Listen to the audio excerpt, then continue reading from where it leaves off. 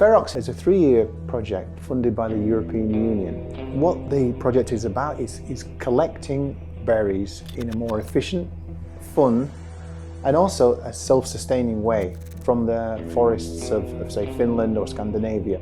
However, each year only 5 to 10% of them are collected. This is not because they're difficult to collect, it's because they're difficult to find. And especially if the climate has changed through global warming, it's not always predictable whether the frosts have killed the flowers or they have affected the early stages of the berry growth. So what we're trying to do in FEROX is create an application that will help people find the berries from drone information and also IoT sensors installed in the forest to give us an idea and to give the pickers an idea of where the berries are and also the best ways to get from one patch to another patch to another patch in an optimal way. So the goal of my team in the project is to develop AI algorithms that can automatically detect berries. And what I mean is that their objective is to find berries and distinguish their type in the images. In this case, the images that we capture from the drones. And the idea is that we have our AI, we give an image, and the expected response should be something like, I found 16 bilberries and 5 cloudberries. In this way, we can survey a region of a forest and automatically build a berry density map of this forest. And to achieve this reliably, we need data, lots of data. And there is one important thing here, that these AI algorithms, the more they see diverse examples, in this case of berries, the better they learn and the better they generalize to unseen environments. This, I feel that is going to be a really big challenge and also a big responsibility. What I can say is that it's going to be a completely new experience, and all this is going to be actually quite exciting.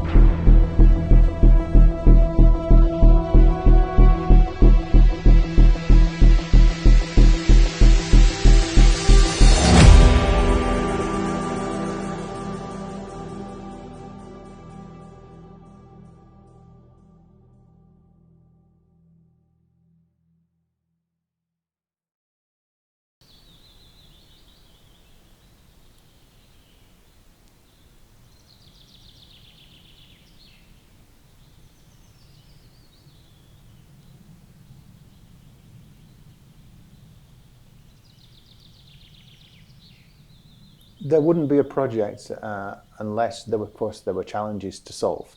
So the major challenges, of course, if you think about forests and going into collect berries in an automated way using technologies like drones or AI, then you have to think about how do you get the technology in there and how do you actually make it robust enough to operate in that environment.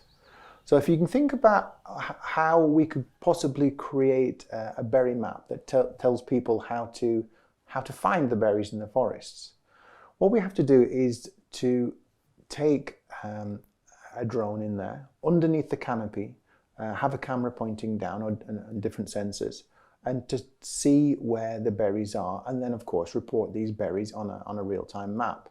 So for example, if you take a robot and you deploy this robot in an unknown environment, you should expect to receive reliable estimates from our AI system. So basically, the plan for this trip is going to carry out the data collection in the forest, hoping to find berries. And because this will be my first time in Finland, I have no idea how it will actually be.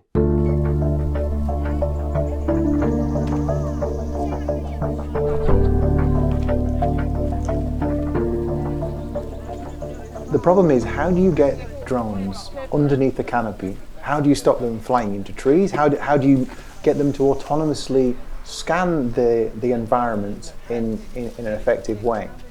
So what we're doing is we're developing an automated solution for detecting trees, detecting bushes, detecting obstacles. Have this on board the drone itself. The more sensors and the more technology you put on the drone, the larger the drone has to be. So we're trying to find a compromise between having a fully equipped drone, which of course is going to be larger, noisier, have more inertia when it steers, and a little more intimidating if you were to meet it in the forest. And then having really tiny drones that are almost, not say invisible, but not quite as intrusive to the environment and the people. So they're quieter and they're less impact on the experience if you're sharing the space with them. So how can we put these complex technologies and complex sensors into smaller drones?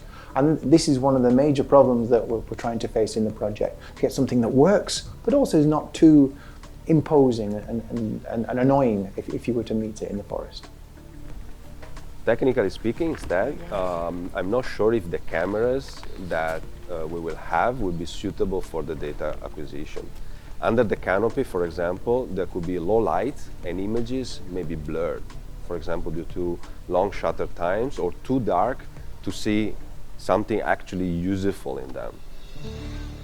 And there is no data online that we can check because I didn't see any related project. So this would be more like a leap in the dark for us.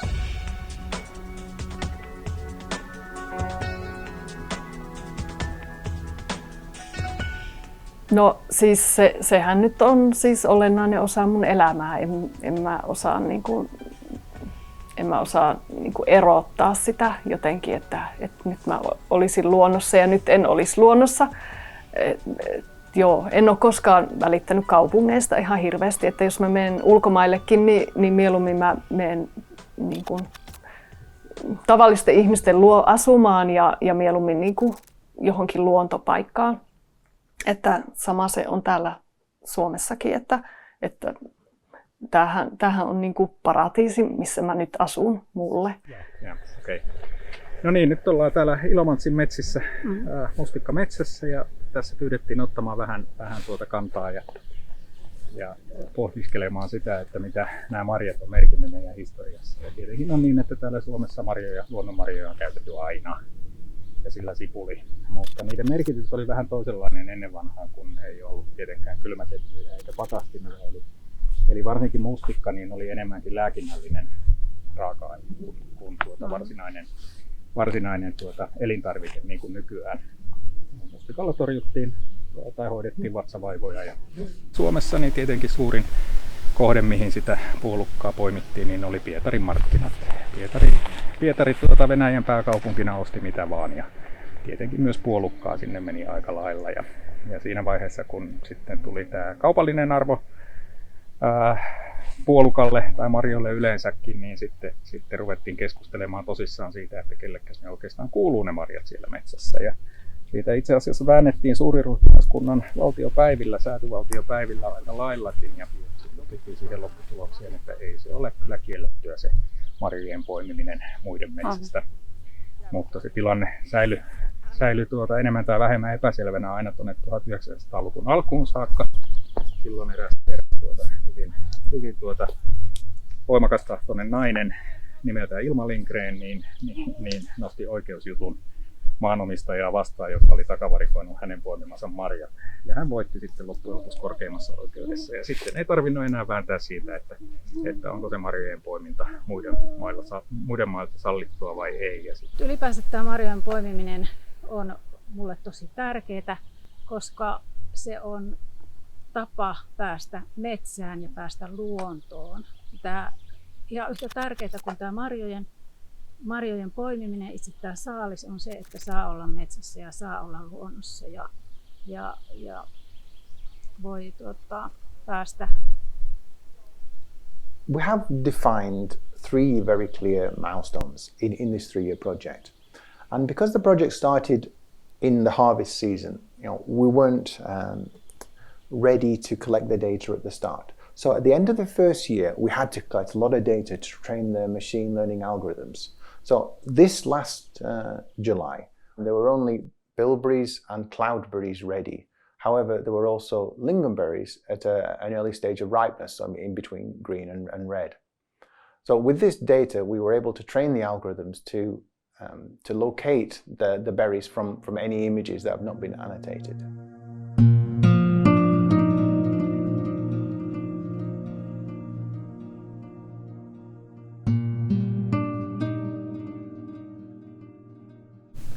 No niin, minähän olen asustellut koko ikäni täällä Ilomantsissa, eli tämä on minun syntymäkunta ja asuinkunta.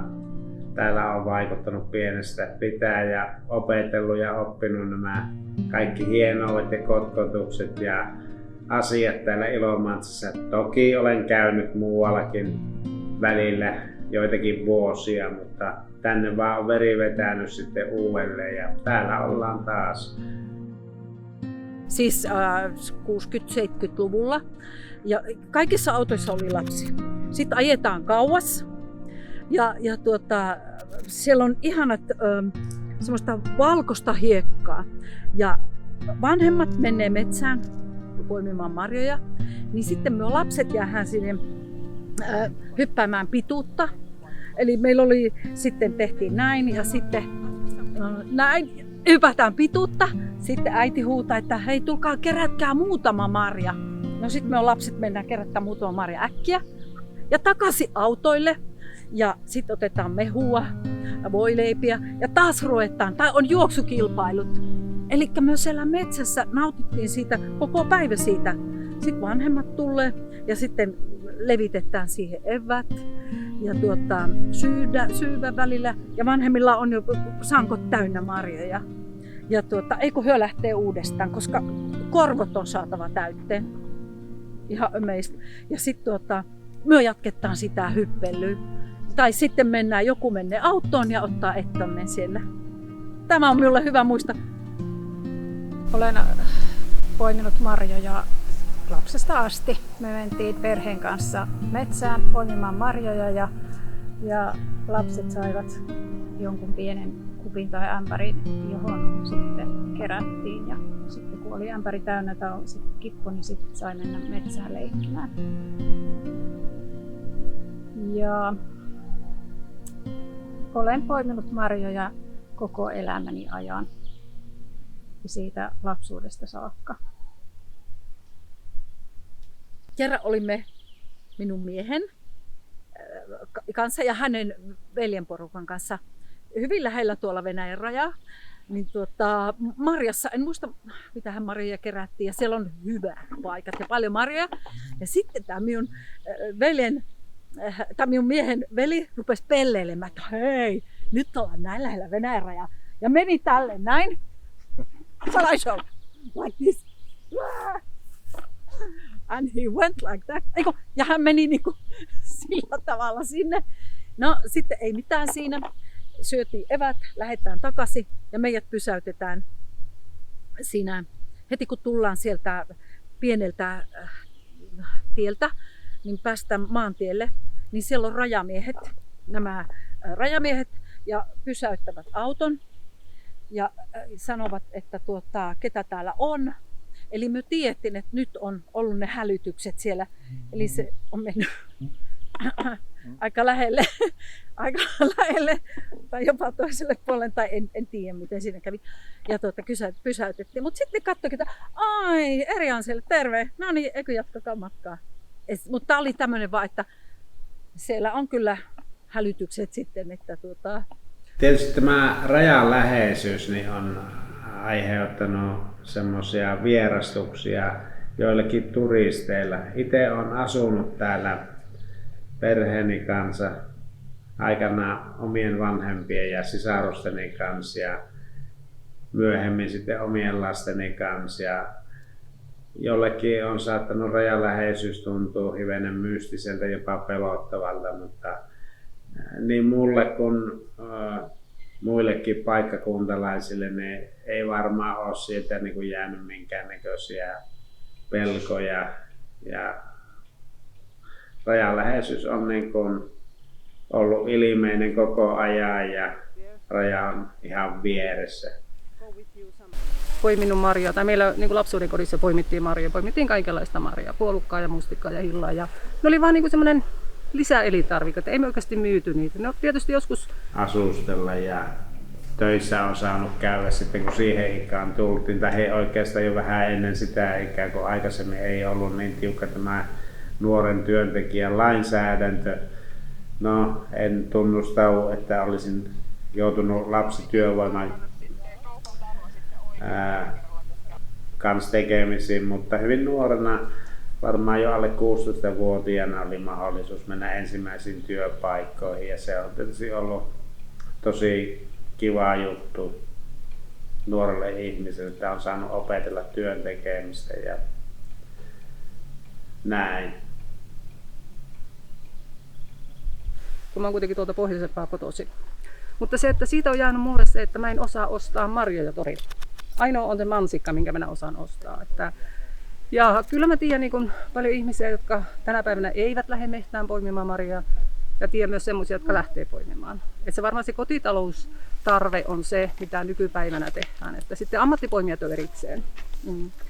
Totta kai on kiva saada marjoja ja syödä sitten talvella, mutta ehdottomasti tärkeämpää on se, että pääsee metsään ja pääsee luontoon. Mustikat löytyy ihan nurkilta. Ei mä yleensä lähden ihan kävelemään tästä. Ja puolukkapaikka mulla on niin hyvä, nyt ollut monta vuotta. Se vielä sattuu omalle maalle sillä, että mä menen veneellä sinne.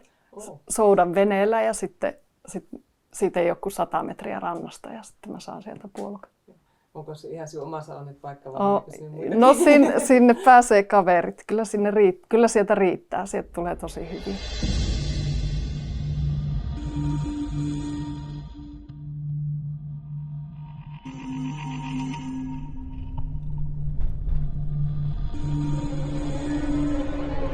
Now, I'm often asked the question, is there any cultural resistance or say skepticism over the technologies? And yes, of course there is. And I think because it's a very old cultural activity, collecting berries, it's been going on for thousands and thousands of years. Bringing AI, which is very hot in news at the moment, and say drones into the mix, of course, it's going to meet with some resistance by the people that do this as a hobby or it's one of their passions. They go there to the forest to listen to the birds, to feel the wind on their faces and just to chat with others while they're collecting berries. But what we found during this last year, we were chatting with some of the hobbyists who collect many kilos of berries over the summers, is that they don't mind the smaller drones. They really don't have a problem. And if they can see a way of using their phones, because they use their phones anyway, they're always sending messages to each other, to make it maybe safer for them. Maybe they know where their friends are picking, maybe they know the best way to get from A to B without going through the swamps. Maybe we can even have heat maps of mosquitoes, and I don't know. If they can make it a more pleasurable experience with these drones and with the Pharos technologies, then they don't see a problem in having the technologies working with them, collaborating with them. But of course, if we have to have larger drones, there are quite, to be honest, they do instill a fear because it's quite a large object and quite a large sound. Then they will be skeptical and they probably wouldn't want to use it. So what our job to do is to balance this, is to make something that's functional but also usable and acceptable for the pickers themselves.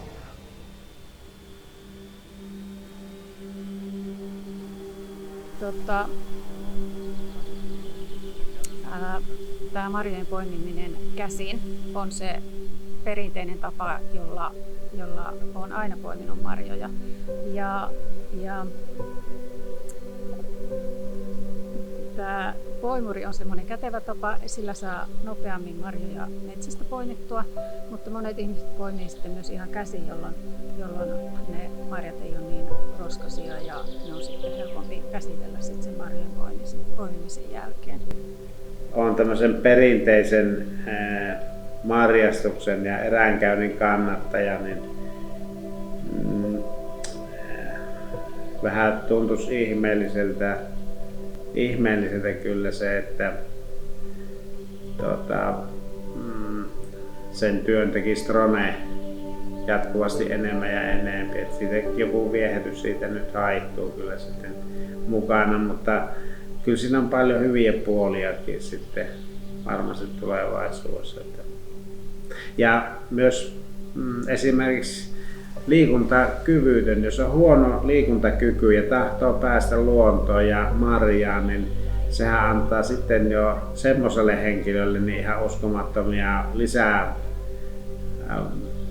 tarpeita ja voimia, kun voi sen puolesta, tämmöisen huonosti liikkuvan puolesta kantaa marjoja ja muita reppuja ja tämmöisiä. Että se on hyvä puoli siinä. Enkä vastusta kyllä teknologian kehittymistä, eikä se minun tehtävä olekaan ihan näin omasta puolestani, niin jännityksellä jään odottamaan sitä, että mitä kaikkea se teknologia tuopi tullessaan sitten. Kehitys kehittyy.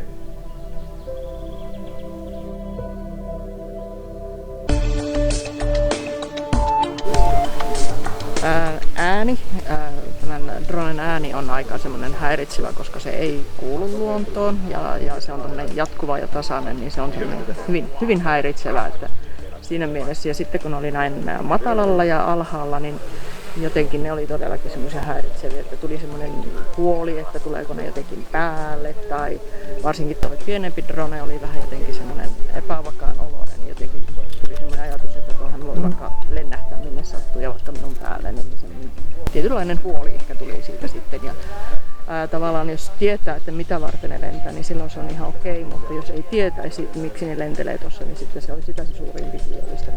Ikään kuin, että mitä tapahtuu ja kuka kuvaa ja miksi kuvaa. On todellakin häiritsevä, koska se ei niin kuin ole luonnollinen eikä kuulu luontoon, mutta toisaalta sitten, että ne ei todellakaan vastaa mitään tämmöistä luonnollista eläintä tai muuta liikettä sitten semmoista, niin se tuntuu niin kuin ei luonnolliselta ja tavallaan kun miksi itsekin lähtee metsään, niin se on juuri semmoinen luonnon ympäristö ja sitä luonnon rauhaa. Se tuntuu häiritsevältä. No äkkiseltä ajateltunnosta tuntuisi ehkä vähän oudolta, että täällä keskellä ei mitään olisi droneja, jotka pörräisi tässä ympärillä. Se olisi ehkä vähän tämmöinen häiritsevä tekijä.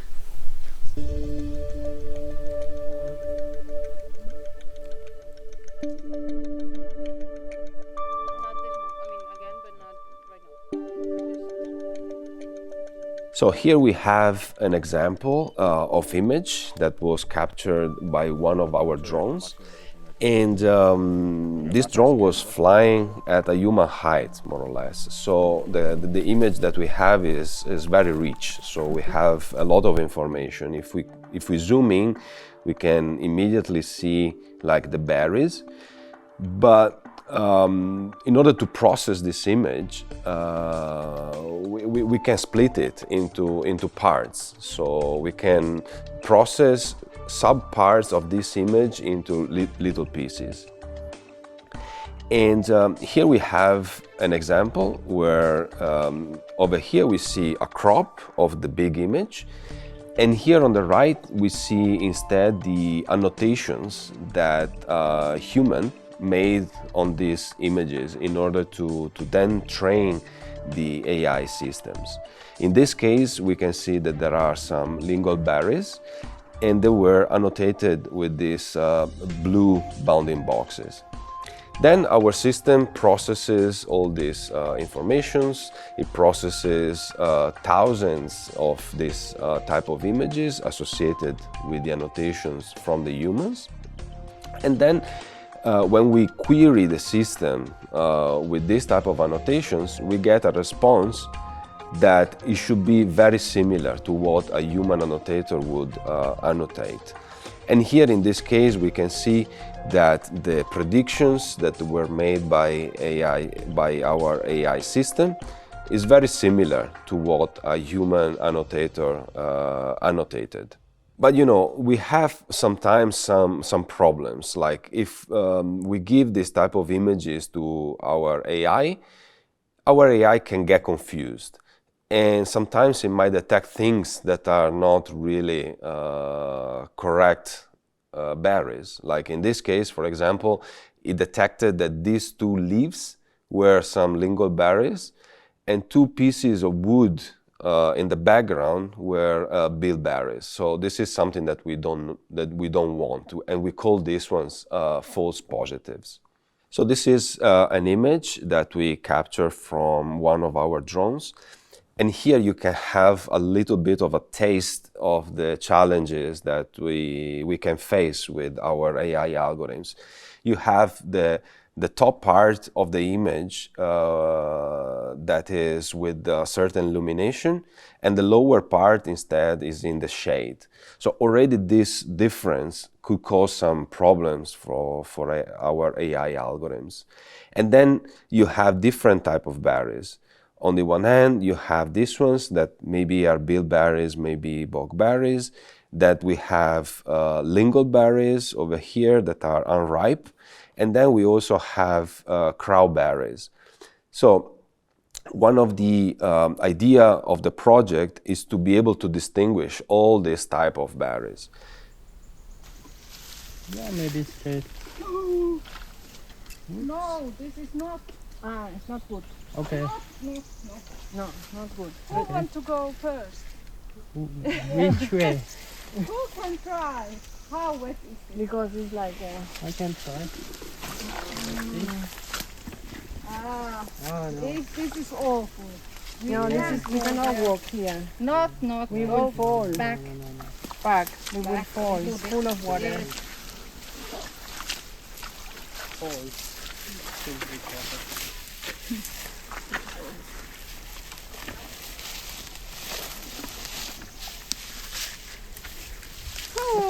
Again, Sicilisko. There is 20.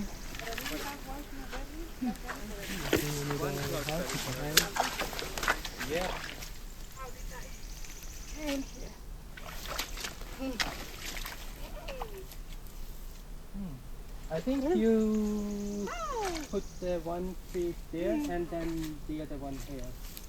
That's how you got there. Soon I'm very wet. You will see. When we collected the data for bilberries and cloudberries, we realized that these grow in very different places. So the challenges for flying the drones in these areas were very different, and also for the people there gathering the data. For example, the bilberries grew in dense forests or areas where it was still possible to fly the drone. And the cloudberries grew in marshland where it was very difficult to walk. Of course, the drone could fly over those areas, but it was very difficult to get with the people, with the drones to those areas. So we realized that also for the pickers of these berries, there were very different challenges. The bilberries, for example, grew in very dense patches where you could easily collect kilos without moving many square meters, whereas the cloudberries, for example, were like 1 every square meter. So the density of the cloudberries is very difficult. So you can see it'd be very important if we could create maps to demonstrate how dense these different berries were. So maybe the people could walk through an optimum line through the cloudberry patches to pick the most cloudberries. Otherwise, you spend an awful lot of time walking from one berry to another berry and not collecting much weight at all. So now we have a possibility. So Toisaalta ehkä osa minusta niin ajattelee sillä tavalla, että menneekö sitten oma tietty viehätys pois, jos sinne pääsee keskelle suota jollakin droneella sitten jatkossa ja marjat viedään droneella pois. Mutta on semmoinen sanonta olemassa, että kehitys kehittyy. En minä sitä näe yksistään huolena. Yksi seikka, mikä kiehtoo erityisesti tässä teknologiassa sillä tavalla, niin on se, että se turvallisuus. Eli tämmöiset pelastustehtävät, jos maastossa sattuu niin marjastajalle, metsästäjälle tai muille liikkujille joku vahinko, niin se etsiminen ja mahdollisesti ohjaustehtävä kanssa, että hälytetty drone voi näyttää tietä tälle pelastettavalle, että seuraa ilmassa lentävää dronea, niin pääset autolle tai perille sieltä metsästä. No en En kovin montaa kertaa, ainakaan sillä, että olisi niinku paniikki iskenyt, että missä mä oikeasti oon. Mutta joo, kävi. Se oli varmaan viime syksynä suoraan töistä. Ajattelin, että nyt on jo aika myöhä, mutta menen katsomaan, että onko suppilovahveroita siinä mun vakkaripaikalla. En ottanut, siis jätin auton vakiopaikalle, en edes ottanut kännykkää mukaan. Kumpparit vaihoin tietenkin, mutta ajattelin, että vaan pistäydyn siinä, että ei ollut niinku minkäännäköisiä niinku suunnistamisvälineitä mukana. Niin kyllä mä jotenkin pyörähin niin, että mä lähdin ihan päinvastaiseen suuntaan ja sitten mä vaan menin ja sitten oli semmoiset maisemat, että ne ei ollut yhtään tutut. Sitten tuli järvenrantaan, kiersin sen järven. Ajattelin, että nyt on löydettävä tie jostain, kun niitä nyt aika paljon täällä kuitenkin on. Niin siinäkin meni aika kauan ennen kuin löysin tien ja sitten rupesi olemaan jo niin pimeä. Joo, ja sitten se tie löytyi onneksi, mutta sitten rupesi olemaan niin pimeä, että mä en enää kunnolla niin kuin nähnyt. Että mun piti vähän katsoa, että missä menee niin kuin nuo puulatvat, että mä niin kuin osaan suunnistaa sen tien mukaan. Mutta sitten mä jo kohta tajusin, että mikä tie se on. Ja sitten mun piti vaan kävellä koko matka. Ja jäin sitten naapuriin ja naapuri heitti mut sitten takas autolle. Mutta siinä oli pientä jännitysmomenttia. Mutta ajattelin, että ei tänne nyt ei näissä Keski- ja Etelä-Suomen metsissä aina törmää tiehen ja sitä kautta pääsee johonkin. Mutta tietenkin olisi fiksua olla joku suunnistus, siis kompassi, jos kaikista varmin, olla aina matkassa mukana. Kun sekin oli jo niin pilvistä, että mä en edes nähnyt, että missä aurinko. Eksynyt metsään, kun hän on niin kuin kaupunkilaispoika. Eli hän oli, kaupungista muutti tänne minun perässä ja sitten taas lähettää metsään ja hän eksy. Ja se oli ihan kauheata, koska ei kuultu huutoa, ei mitään ja hän oli jossain. Ja meillä jo, että suunnilleen itkettään siellä, että miten me löydetään se. Sitten autojen pilliä vain painettiin ja piip piip ja näin. Niin esimerkiksi tänä vuonna on hieman haasteellista löytää hyviä marjapaikkoja, niin silloin tämmöinen apu on isokin apu, mutta sitten on toki vuosia, että esimerkiksi mustikkaa voi olla todellakin lähes joka paikassa, niin silloin sillä ei ole niinkään merkitystä. Että tämmöisenä... En käytä älypuhelinta, enkä käytä sovelluksia, enkä tällaista teknistä apuvälinettä. Eli paikallistuntemus on se, jonka perusteella mennään metsään ja etsitään ne marjapaikat. Eli siis jos olisi käytössä sellainen sovellus, jota pystyisi käyttämään vaikka siellä älypuhelimessa, niin kyllä tietysti se olisi ihan hyvä juttu. Että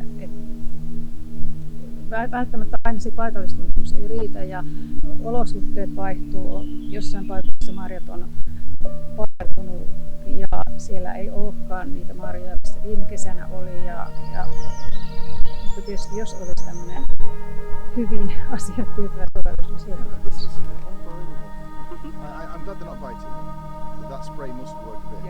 Now the glasses will record the process as she is doing it. So we have first person footage of how she picks the berries.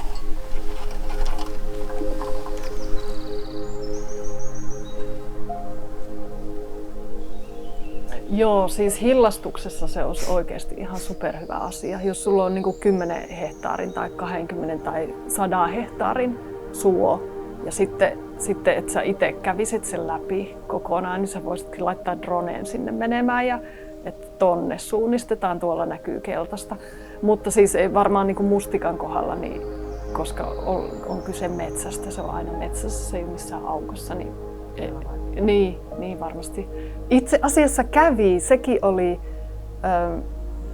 oli suppilovahveroita kerätessä. Menin niin myöhään, että otin otsalampun jo mukaan ja mulla oli meidän pentu mukana. Tästä ihan kävelin talolta. Ja sitten rupesi kuulumaan tuolla, kerättiin siinä Usvan kanssa sieniä ja sitten rupesi kuulua semmoinen ja niin kuin kopinaa.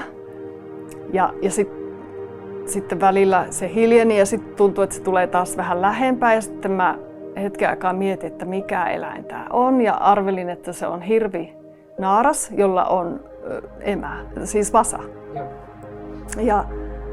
Ja että se uhittelee mulle, luulee, että mä oon karhu tai jotain.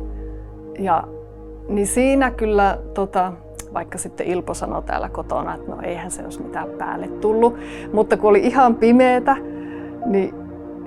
ja sitten tommonen ääni kuuluu tosi läheltä, niin kyllä mä otin jalat alle ja tuli ihan sukkelaa pois.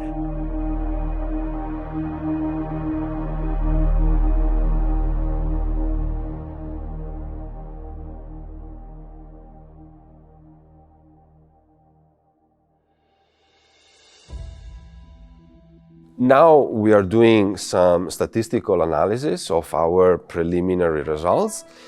And what we can see here is a graph where on the horizontal axis, you can see the ground truth. So what human annotators have annotated. And on the vertical axis, instead, you can see what the machine, what the AI predicted. So the correct answer will be the exact diagonal. But here where you see this green line, this is what our AI predicted. And you see that because it's a little bit lower than the diagonal, here it means that the system is underestimating the number of berries inside the images. The next milestone next year will be going back to the forests again. And then we will have all the algorithms ready. We'll have the experience from drones. We'll have them on the drones. And we'll also have some prototypes of the applications for the berry pickers themselves to find these berries using the heat maps, and we'll see how they feel about them. What do you like? What don't you like? Is this a clumsy way to do it? Is it helping me get from one berry patch to another? Is it robust enough? Does it tell me the right things? And then from this feedback, we'll have one more year again to meet the next milestone where we have to have something ready. By the end of the project, we have to have a very good sense of what would be an exploitable, a way of transferring this research and innovation that we've done into something that could be sustainable and usable by the people themselves, and improve the percentage and also the ease of collecting the berries.